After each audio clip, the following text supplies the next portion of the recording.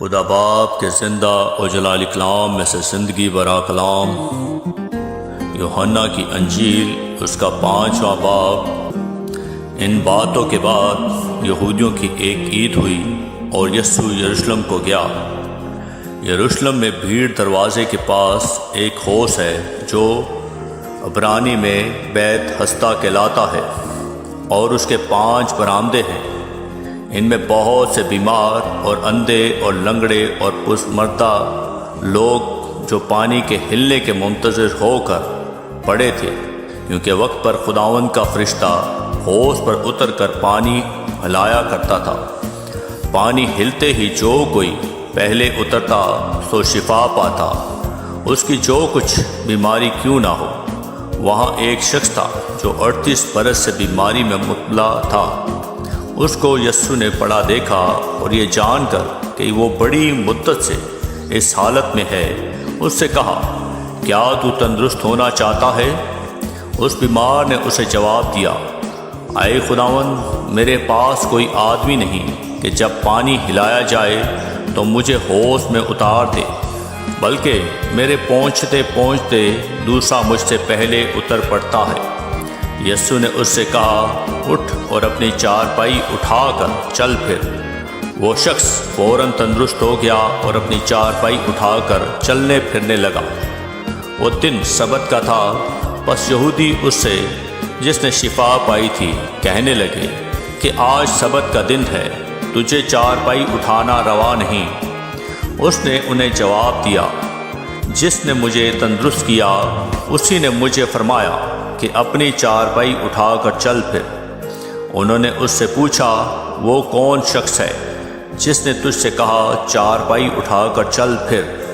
لیکن جو شفا پا گیا تھا وہ نہ جانتا تھا کون ہے، کیونکہ بھیڑ کے سبب سے یسوع وہاں سے ٹل گیا تھا۔ ان باتوں کے بعد وہ یسوع کو ہیکل میں ملا۔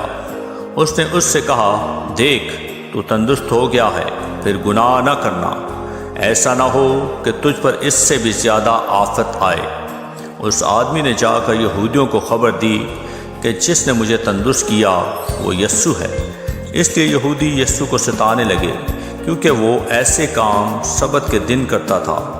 لیکن یسوع نے ان سے کہا کہ میرا باپ اب تک کام کرتا ہے اور میں بھی کام کرتا ہوں۔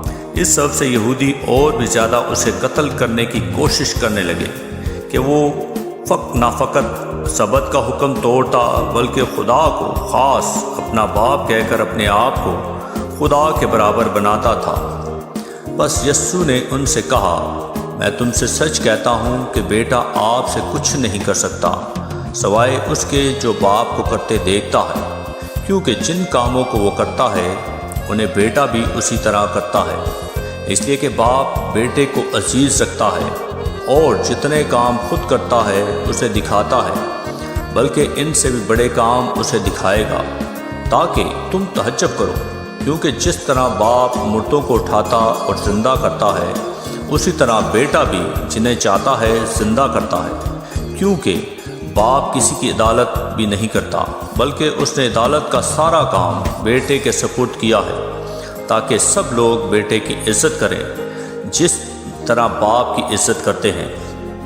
جو بیٹے کی عزت نہیں کرتا وہ باپ کی جس نے اسے بھیجا عزت نہیں کرتا۔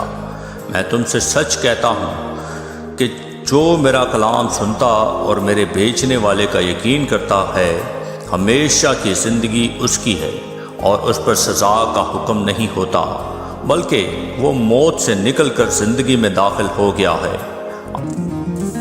میں تم سے سچ کہتا ہوں کہ وہ وقت آتا ہے، بلکہ ابھی ہے، کہ مردے خدا کے بیٹے کی آواز سنیں گے، اور جو سنیں گے وہ جئیں گے، کیونکہ جس طرح باپ اپنے آپ میں زندگی رکھتا ہے، اسی طرح اس نے بیٹے کو بھی یہ بخشا کہ اپنے آپ میں زندگی رکھے، بلکہ اسے عدالت کرنے کا بھی اختیار بخشا، اس لیے کہ وہ آدم ذات ہے۔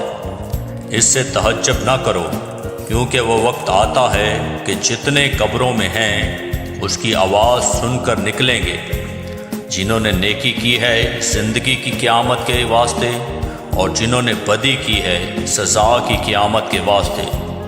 میں اپنے آپ سے کچھ نہیں کر سکتا، جیسے سنتا ہوں عدالت کرتا ہوں، اور میری عدالت راست ہے، کیونکہ میں اپنی مرضی نہیں بلکہ اپنے بھیجنے والے کی مرضی چاہتا ہوں۔ اگر میں خود اپنی گواہی دوں تو میری گواہی سچی نہیں، ایک اور ہے جو میری گواہی دیتا ہے، اور میں جانتا ہوں کہ میری گواہی جو وہ دیتا ہے سچی ہے۔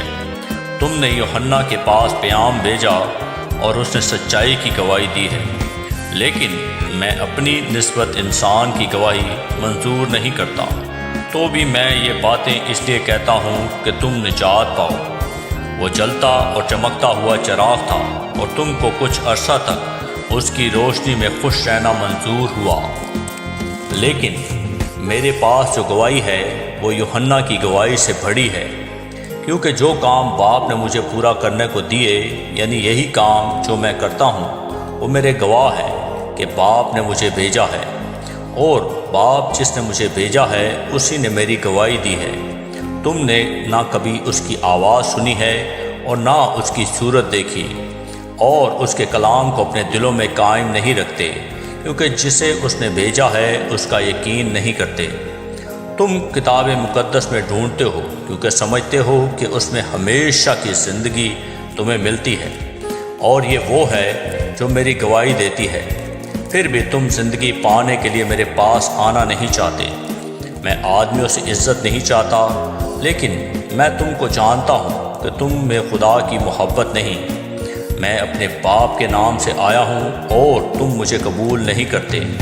اگر کوئی اور اپنے ہی نام سے آئے تو اسے قبول کر لو گے۔ تم جو ایک دوسرے سے عزت چاہتے ہو اور وہ عزت جو خدائے واحد کی طرف سے ہوتی ہے نہیں چاہتے، کیوں کر ایمان لا سکتے ہو؟ یہ نہ سمجھو کہ میں پاپ سے تمہاری شکایت کروں گا۔ تمہاری شکایت کرنے والا تو ہے، یعنی موسیٰ، جس پر تم نے امید لگا رکھی ہے، کیونکہ اگر تم موسیٰ کا یقین کرتے تو میرا بھی یقین کرتے، اس لیے کہ اس نے میرے حق میں لکھا ہے۔ لیکن جب تم اس کے نوشتوں کا یقین نہیں کرتے تو میری باتوں کا کیوں کر یقین کرو گے؟ آمین۔ کلام کے پڑھے اور سنے جانے پر خداوند کی برکت ہو، خداوند کا شکر ہو۔ آمین۔